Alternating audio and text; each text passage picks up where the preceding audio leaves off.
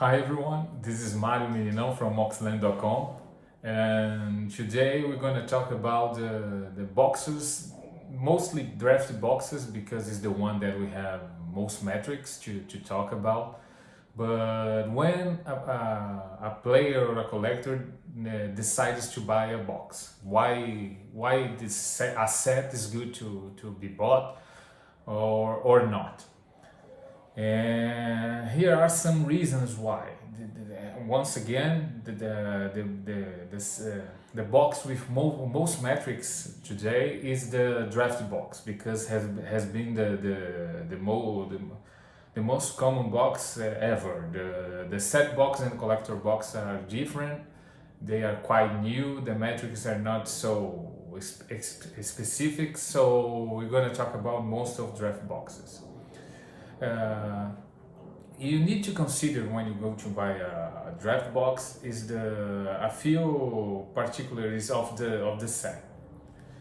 Mostly you get from spoilers. So when you got the spoilers is when you decided if you're gonna buy or not a box. There are a few reasons why just this, not just the spoilers, but spoilers is the main reason for your decision. The name of the set makes a lot of difference. We had some issues like a lot of Zendikar, a lot of Innistrad, and those make a difficult decision. It makes even difficult to even hard. I'm sorry. To decide to buy a box because even though the set is famous, those new sets are not really good. Like the Ravnica, although Ravnica gonna have a specific that needs to be considered.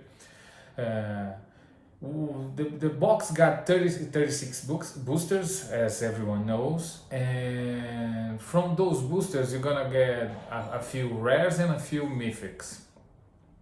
What you need to consider: the number of mythics on a box, it varies from 4 to 5.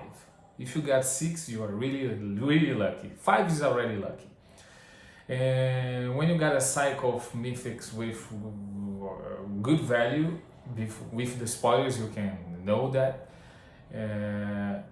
It won't influence most of your decision to buy the box because it's around from 16 to 20 mythics, a little more. There have been a lot of difference in the last few years. It used to be 20 mythics, but now can be even more or some less. I haven't seen, but you got a lot of mythics with no value. It's worth nothing. And so your decision mostly needs to be because of the rares. And you gotta feel like, I'm gonna give you an example. Ravnica, the last Ravnica, it's not Return to Ravnica, it's the Guilds of Ravnica. It's not a good set, but there's a lot of crappy rares, but there is an important thing. There is one of the most valuable cards of the set is a rare. It was the Assassin's Trophy. So it's a rare. It's gonna be like from the 36 boosters, from 32. Probably you have a good chance of getting 1 or 2 copies of that. This is really good. And the most important thing is the cycle of lands. If you have a good cycle of lands, the set is good to be bought. It's a good decision to buy a box or even more boxes because you're gonna get the value back. The EV is gonna be good. And in the case of Ravnica, this Guilds of Ravnica, you got the Shocklands, and Shocklands is the second, third most important cycle of lands ever.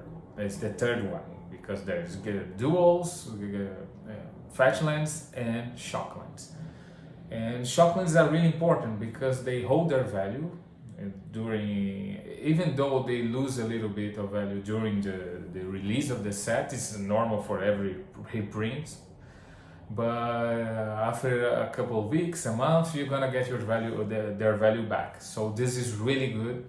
And when you got like a cycle of 5, you're probably gonna get 4 or 5 land rares in a box.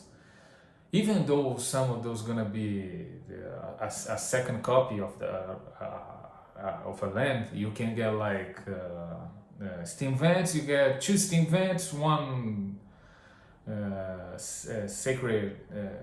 I don't remember the name. You are following me. You know, you got the Temple Garden one, and another one that is the blue black. So you're gonna get 4. If you get 5, you are lucky again. At this moment, since those cards are they hold their value from other sets, because of the currency, the monetary problem with real. This is gonna be an issue because they are holding their value without making the conversion to dollar.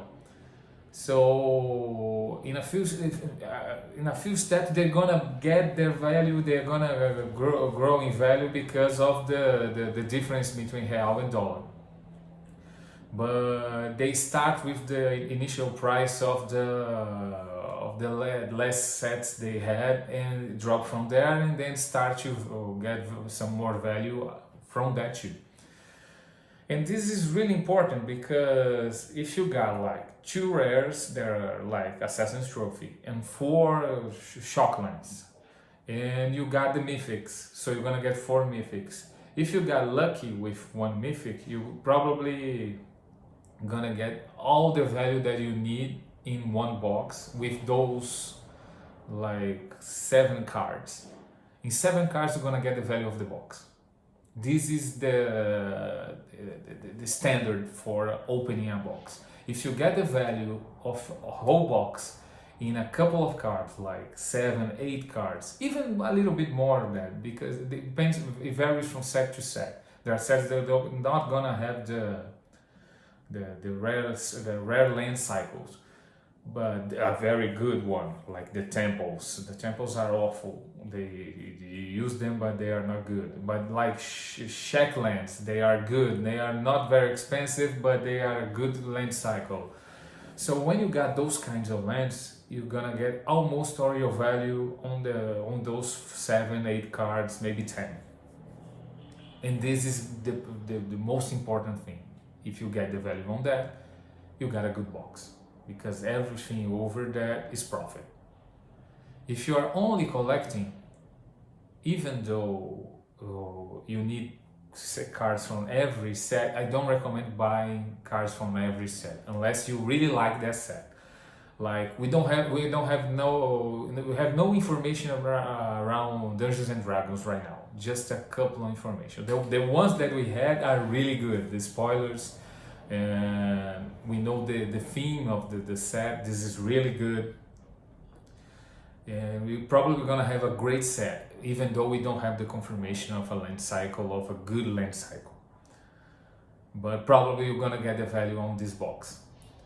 But you got other boxes like the old, a couple of years ago, like Amonkhet, Hour of Devastation, Ixalan, Rivals of Ixalan. Those are awful sets. They are getting some value now because some cards are exploding prices. This is the standard too for Magic. Some cards will explode in prices at some point. The card will see play. Some cards will be released that will move the market and make all those old cards.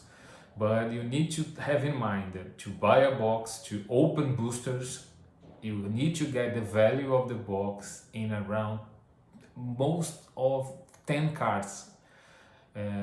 If you got the value at the high of 10 cards, this is an awesome box to open.